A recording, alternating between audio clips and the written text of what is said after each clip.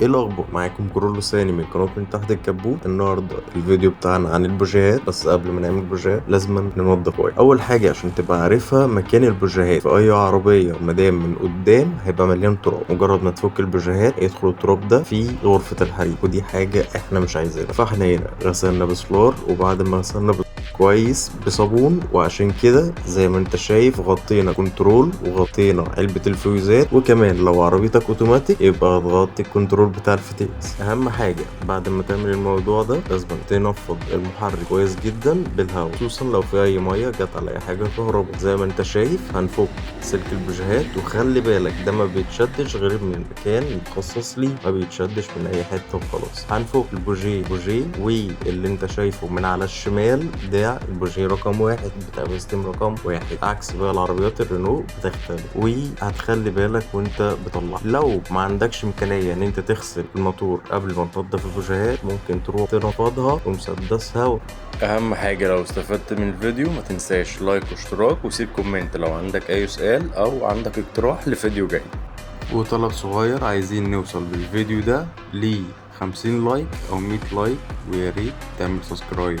بس على كده، ابسط من كده ما اظنش ان في. طلعنا البوجيهات واحد واحد، وزي ما انت شايف بعمله بايه، بعمله فرشه سلك، مفيش ورق صنفره، مفيش اي مواد كاويه، مفيش فلاش بتاع المواعين وبجيبه من عند المنظفات والكلام ده. هي فرشه سلك. ليه بقى يا سيدي؟ فرشه السلك مش هتاكل في المعدن بتاع البوجيه. في حاجه اسمها جاب دي ما بين حته الحديد اللي فوق ماشي والراس بتاعه البوجيه اللي تمام. لو انا عملته بورقه صنفره هيتاكل، ومعنى ان هو اتاكل الجاب وسع، فبالتالي محتاج انها تتظبط مره تانية بورق فيلر، لان كل ما الجاب كبرت هيبقى تاثيرها على خليط الحريق جوه غرفه الاحتراق ضعيف، وكل ما صغرت تبقى شرارة اشد، ولكن مفيش الوقت الكافي انها تشعل الحريق، فده يعمل لك الميس فاير. وزي ما انت شايف انا دايما بربط البوجيهات اول لفتين او 3 بايدي. ليه؟ دايما بتشوف عربيات وش السلندر اماكن البوجيهات فيها اتاكلت، او بتلف على الفاضي، او لازم تروح للخراط عشان يتعمل لها سن من اول وجديد. فانت بالطريقه دي هتحافظ على وش السلندر عندك. بعديها ربطتهم كلهم لحد ما وقفوا، ما بقتش قادر اربطهم بايدي اكتر من كده. وزي ما انت شايف، والخطوه اللي بعدها انك بتاخد